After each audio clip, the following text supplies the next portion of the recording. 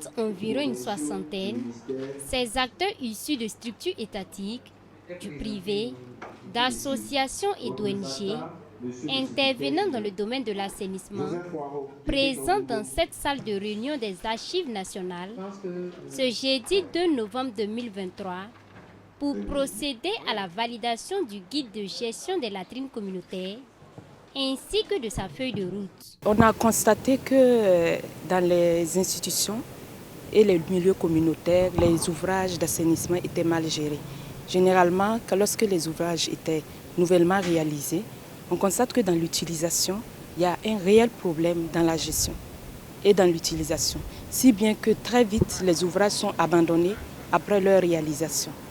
Alors c'est pour ça que cette activité-là a été initiée pour voir avec l'ensemble des acteurs comment est-ce qu'il fallait organiser la gestion des ouvrages en milieu communautaire.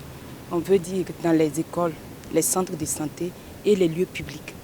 Dans le cadre de la mise en œuvre du programme d'approvisionnement en eau et d'assainissement, il est prévu la réalisation d'ouvrages d'assainissement familiaux et communautaires dans les régions de la boucle du Moun, des Cascades, des hauts bassins et du sud-ouest, afin d'améliorer les conditions d'accès des populations aux infrastructures adéquates d'assainissement.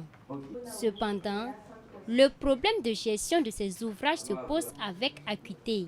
Alors, le programme s'est doté d'un guide de gestion durable. Ce guide et sa feuille de route ont été élaborés par le Bureau d'études et de recherche appliquées. Il est donc soumis ici pour analyse et amendement.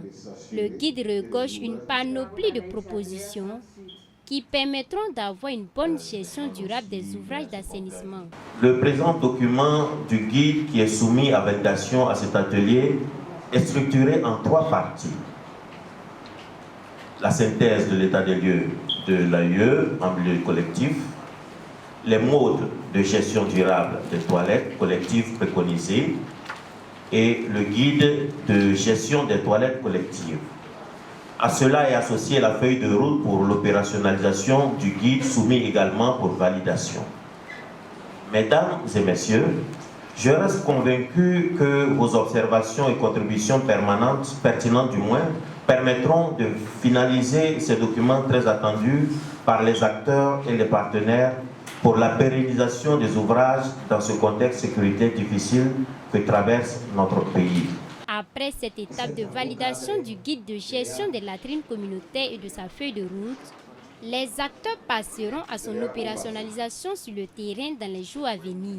Cet atelier, c'est déjà une première étape, c'est partager déjà les résultats, les propositions avec l'ensemble des acteurs. Après cela, il va y avoir toute une communication autour des propositions qui sont dans ces guides-là, auprès des collectivités essentiellement, auprès des acteurs, des bureaux, vraiment de l'ensemble des acteurs qui interviennent dans le domaine de l'assainissement.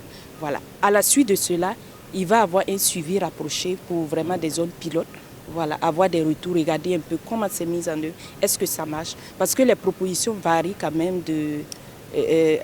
en fonction du milieu. Parce que vous savez bien qu'en milieu communautaire, au niveau des latrines publiques et autres, ce n'est pas forcément le même système de gestion qui peut marcher comme dans une école ou bien dans un centre de santé.